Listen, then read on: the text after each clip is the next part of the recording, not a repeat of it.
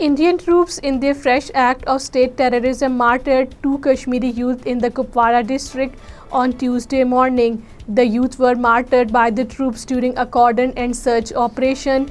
Indian police claimed that the youth were killed in a joint operation of the Indian Army and police in the Kupwara district. The operation was continuing till the last reports came in.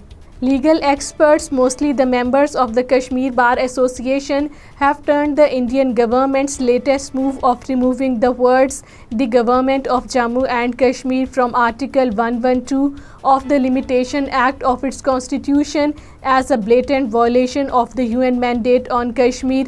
The experts were responding to the recommendations made by the Law Commission of India. Dreaded National Investigation Agency, along with Indian paramilitary personnel attached the property of illegally detained All Parties Hurriyat Conference spokesman and Tehreek-e-Hurriyat leader Ayaz Akbar in Srinagar district on Tuesday. APHC spokesman Ayaz Akbar is facing illegal detention in New Delhi's Tihar jail since 2017.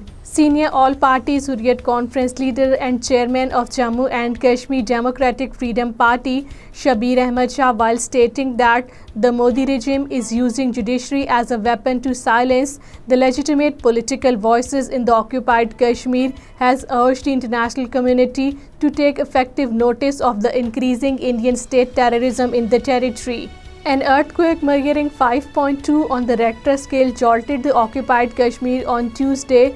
Doda district was the epicenter of the earthquake at a depth of 6 kilometers. As many as 21 houses and 2 government schools in the Kishtwar were damaged. Indian troops arrested 2 youth in 2 different districts of the territory. Indian troops and paramilitary personnel during a cordon and search operation arrested a youth in Bandipora district. Indian police arrested another youth in the Poonch district. Indian police have booked 3 persons under the draconian law, the Public Safety Act, on the charge of being involved in the pro-freedom activities, which India, in negation of the fact, describes as anti-India activities in the occupied Kashmir. A police official said that the trio was booked after obtaining formal detention orders from the competent authority. An injured police head constable succumbed at the Sura hospital in Srinagar.